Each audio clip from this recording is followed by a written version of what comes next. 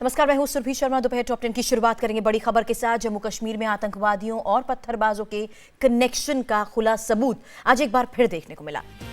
कश्मीर के बडगाम में इस वक्त आतंकियों के साथ सुरक्षा बलों की मुठभेड़ चल रही है।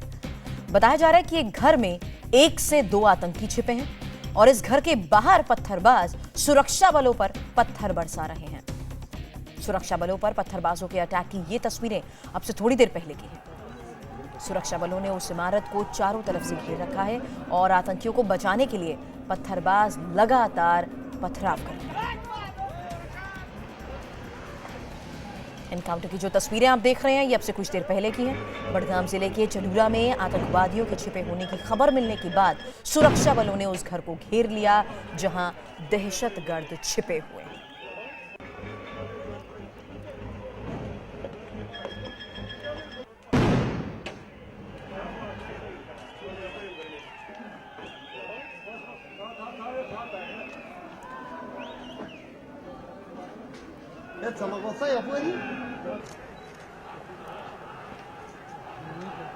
तस्वीरें इस बीच आप देख रहे हैं। जम्मू कश्मीर में आतंकवादियों और पत्थरबाजों के कनेक्शन का एक खुला सबूत। कश्मीर के बडगांव में आतंकियों के साथ सुरक्षा बलों की मुठभेड़ चल रही है। हालांकि पूरे इलाके में सर्च ऑपरेशन भी चल रहा है, लेकिन अब जो तस्वीरें सामने आई उसमें आप देख रहे हैं कैसे पुलिस बल पर भी पथराव किया जा रहा है। आतंकियों से एनकाउंटर की कमान संभाल रहे सीआरपीएफ के डीआईजी संजय शर्मा ने बताया कि पत्थरबाजों से मुकाबला करते हुए एनकाउंटर करने में सुरक्षा बलों को काफी दिक्कत हो रही है।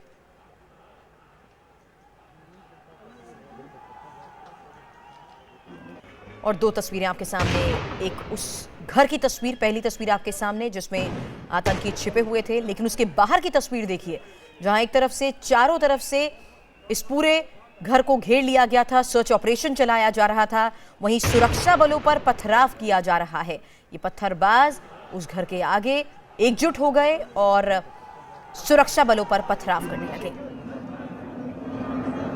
पहली तस्वीर आपके सामने उस इमारत की जिसमें 1 से 2 आतंकियों के छिपे होने की जानकारी थी और सुरक्षा बलों ने इमारत को चारों तरफ से घेर लिया था, लेकिन आतंकियों को बचाने के लिए पत्थरबाज लगातार सुरक्षा बलों पर पत्थर बरसाते नजर आए।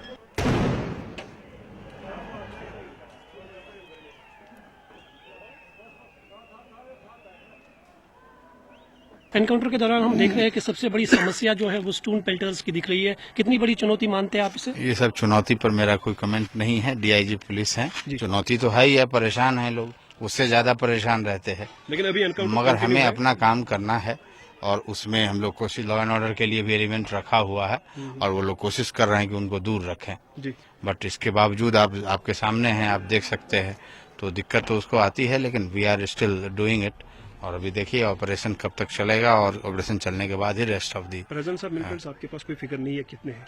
नहीं, प्रेजेंस ऑफ मिलिटेंट जब तक हम उसको बॉडी नहीं देखें या उसको लाइव नहीं देखें कि कितने हैं, तब तक हम ये नहीं कह सकते कितने हैं। बस मोस्ट प्रोबेबली 1 या मैक्सिमम 2 होने चाहिए। तो घर के बाहर सुरक्षा बलों पर किया जा रहा है पथराव की तस्वीरें लगातार हम आपको दिखा रहे हैं। इस बीच इंडिया टीवी संवाददाता मंजूर मीर ने बताया कि पूरे इलाके को सील कर सर्च ऑपरेशन जारी है।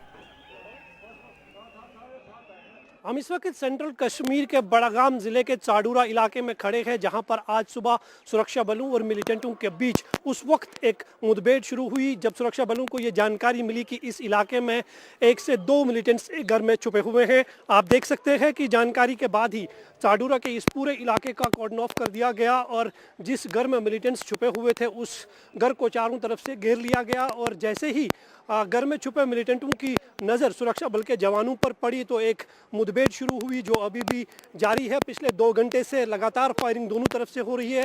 हालांकि जिस घर में मिलिटेंट्स छुपे हुए हैं उसे ब्लास्ट भी किया गया, कई आईडी विस्फोट उसमें किए गए हैं, लेकिन लगातार अभी भी फायरिंग का सिलसिला दोनों तरफ से जारी है। आप देख सकते हैं करीबन 2 किलोमीटर के रास्ते को जो है पूरी तरह से सुरक्षा बल के जवानों ने कॉर्डन ऑफ कर दिया है, क्योंकि ऑपरेशन शुरू होने के बाद ही भारी संख्या में जो है प्रदर्शनकारी सड़कों पर निकले और उन्होंने ये कोशिश की कि जिस घर में मिलिटेंट्स छुपे हुए हैं पथराव के जरिए जो है उनको वहां से बाहर निकाला जा सके। लेकिन सुरक्षा बलों का कॉर्डन ऑफ जो है पूरे इलाके में सख्ती से कर दिया गया है। लगातार फायरिंग हो रही है। एक तरफ से सुरक्षा बल के जवानों को पत्थरबाजों से निपटना पड़ता है। जम्मू कश्मीर की सीएम महबूबा मुफ्ती का कहना है कि ये लोगों को तय करना है कि वो अमन से रहना चाहते हैं या नहीं। इसके बारे में तो आम लोग जो है उनको सोचना पड़ेगा, क्योंकि मिलिटेंसी यहाँ कई सालों से चल रहे हैं। हजारों की तादाद में लोग मारे गए हैं, चाहे वो मिलिटेंट हो, चाहे सिविलियन हो, चाहे सिक्योरिटी फोर्स हो, चाहे पुलिस, पर उससे कुछ हासिल होने वाला नहीं है। तशद्दुद से कुछ हासिल होने वाला नहीं है। जो भी कुछ हासिल होगा वो बातचीत से, अफ़ाम व तफ़हीम से होगा और अमन से हासिल होगा। और संवाददाता मंजूर मीर फोन लाइन पर हमारे साथ जुड़ चुके हैं। मंजूर, इस वक्त स्थिति क्या है और जो पथराव किया गया है, क्या उसमें आम नागरिकों को भी नुकसान पहुंचा है?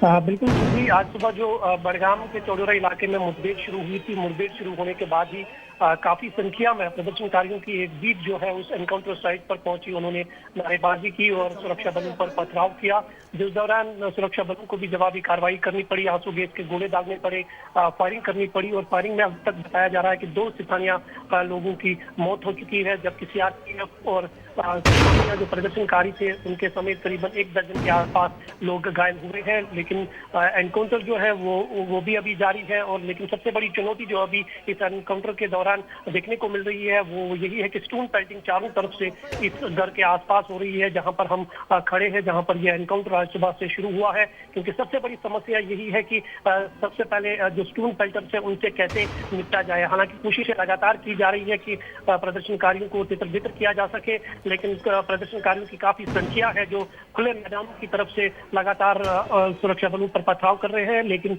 एनकाउंटर भी जारी है दूसरी तरफ से, तो ये मान सकते हैं कि सुरक्षा बलों को 2 चुनौतियों का सामना करना पड़ रहा है। और इस बीच क्या इस घर के अंदर से भी लगातार फायरिंग की आवाजें आ रही हैं, फायरिंग होती जा रही है वहां से भी? देखिए सिर्फ पिछले करीबन 1.5 घंटे से घर के अंदर से किसी भी तरह का फायर नहीं आ रहा है, लेकिन कॉम्बिंग ऑपरेशन अभी भी जारी है। लगातार उस घर पर जहां पर मिलिटेंट छुपे हुए थे उस पर मार्टर गोले लगाए जा रहे हैं, राइफल ग्रेनेड दागे जा रहे हैं, क्योंकि पैरा की एक टीम बुलाई गई है जो उस घर को अब सर्च करेगी, क्योंकि 1-1.5 घंटे से किसी भी तरह का फायर वहां से नहीं आया है। और ये भी अभी तक साफ नहीं हो पाया है कि क्या कोई मिलिटेंट मारा गया है या नहीं है, क्योंकि अभी तक शव जो है वो बरामद नहीं किया गया है। लेकिन सर्च ऑपरेशन पूरे इस एरिया में अभी भी जारी है। करीबन 2 किलोमीटर का एरिया जो है वो कॉर्डन ऑफ कर दिया गया है और यहाँ पर रुक रुक कर अभी भी जो है पत्थरबाजी वो हो रही है। और कोशिशें की जा रही है कि एनकाउंटर खत्म होने के बाद जो स्टोन पेल्टर्स है उनको भी यहाँ से। और जो तस्वीरें भी आपने भेजी हैं मंजूर, हम देख रहे हैं क्या पत्थरबाज भी अब एकजुट होकर अलग अलग जगह पर ग्रुप बनाकर लगातार सुरक्षा बलों पर पथराव कर रहे हैं? बिल्कुल सुरभि, जो एनकाउंटर साइट है यहाँ पर हम देख रहे हैं कि 3 तरफ से जो है सुरक्षा बलों पर पथराव हो रहा है। इस घर के आसपास में एक खुला मैदान है, वहां से काफी संख्या में लोग जो है वो पत्थरबाजी कर रहे हैं। दूसरी जो मेन सड़क है चाडूरा बड़गाम रोड की, उसको पूरी तरह से पत्थरबाजों ने जो है ब्लॉक कर दिया है। कोई भी गाड़ी या सिविलियन जो है वो आगे नहीं जा पा रहा है। दूसरा जो रिहायशी इलाका है वहां से भी पत्थरबाजों की एक टोली जो है वो लगातार सुरक्षा बलों पर पथराव कर रही है। मंजूर, नजर बनाए रखें आप। थोड़ी देर पहले की तस्वीरें भी हम लगातार दर्शकों को दिखा रहे हैं। एक तरफ घर में आतंकियों से मुकाबला, दूसरी तरफ बाहर पत्थरबाजों से मुकाबला, सुरक्षा बलों पर लगातार पथराव हो रहा है। इस बीच इस पत्थरबाजी में 2 नागरिकों की मौत हो चुकी है, जबकि 17 घायल बताए जा रहे हैं। अगली बड़ी खबर, योगी सरकार ने यूपी बोर्ड की परीक्षाओं में नकल को रोकने के लिए बड़ा फैसला लिया। हर रोज अलग अलग शहरों से खुलेआम नकल की तस्वीरें सामने आने के बाद सरकार ने व्हाट्सएप हेल्पलाइन नंबर जारी किया है। मथुरा में नकल कराने के लिए लोगों ने क्या क्या नहीं किया। कोई खेतों में नकल करवाने के लिए पहुंच गया, कोई दीवारों से जा लटका, कोई खिड़की से लटक गया, कुछ छात्र खेतों में बैठकर नकल करते नजर आए। मथुरा जैसी ही तस्वीर यूपी के अलग अलग शहरों से आई। शाहजहांपुर में स्कूल के अंदर प्रोफेसर ही नकल करवाते नजर आए। महाराजगंज में एक शख्स ने क्लासरूम की खिड़की से छात्रा से पेपर लिया, फिर उसे सॉल्व करके वापस लौटा दिया। इलाहाबाद और बलिया में छात्र छात्राएं झुंड बनाकर नकल करते दिखे। इन्हीं तस्वीरों को देखकर यूपी की योगी सरकार हरकत में आई है। नकल रोकने के लिए एक बड़ा फैसला लिया गया है। नकल पर योगी सरकार ने व्हाट्सएप नंबर जारी किया है। ये व्हाट्सएप नंबर है 9454457241। अब इस नंबर पर नकल की शिकायत की जा सकती है। तो अगर आपको बोर्ड परीक्षाओं में कहीं भी नकल होती दिख रही हो तो आप इसकी शिकायत कर सकते हैं। व्हाट्सएप नंबर 9454457241 पर नकल की कंप्लेंट दर्ज होने पर सीधी कार्रवाई होगी।